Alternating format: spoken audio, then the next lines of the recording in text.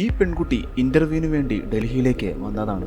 അവൾ ഇന്റർവ്യൂ പാസ്സായി ജോലി കിട്ടുന്നു. അവൾ താമസിക്കാൻ കാടിന് നടുവിലുള്ള ഒരു ലേഡീസ് ഹോസ്റ്റൽ തിരഞ്ഞെടുക്കുകയാണ്. അവൾ താമസിക്കാൻ വരുന്നതിന് തൊട്ടു മുൻപത്തെ ദിവസം ആ ഹോസ്റ്റലിലെ 3 പെൺകുട്ടികൾ ആ റൂമിൽ വന്ന് ഓജോ ബോർഡ് കളിക്കുകയാണ്.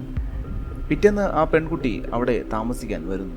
അടുത്ത റൂമിലുള്ള ആളുകൾ അവളോട് ആ റൂമിൽ താമസിക്കരുത്, എത്രയും പെട്ടെന്ന് രക്ഷപ്പെട്ടോളാൻ പറയുന്നു. ഇത് കേട്ടതോടുകൂടി അവൾക്ക് ചെറുതായിട്ട് പേടി തോന്നുന്നു. പക്ഷേ അവൾ അവിടെ തന്നെ താമസിക്കാൻ തീരുമാനിക്കുന്നു. അന്ന് രാത്രി അവളുടെ ഡോറിൽ ആരോ ശക്തിയായി മുട്ടുന്നു. അവൾ ഡോർ തുറന്ന് നോക്കുമ്പോൾ അവിടെ ആരെയും കാണുന്നില്ല. തിരിച്ച് റൂമിൽ കയറിയപ്പോൾ ഡോർ പെട്ടെന്ന് ശക്തിയായി അടയുന്നു. അവൾ വീണ്ടും പുറത്തിറങ്ങിയപ്പോൾ അപ്പുറത്തെ റൂമിലുള്ള ആളുകൾ അവിടെ നിൽക്കുന്നു. അവൾ വിചാരിച്ചു അവർ തന്നെ പേടിപ്പിക്കാൻ ചെയ്യുന്നതാണെന്ന്. അവൾ അവരോട് ദേഷ്യപ്പെട്ടിട്ട് വീണ്ടും റൂമിലേക്ക് പോകുന്നു.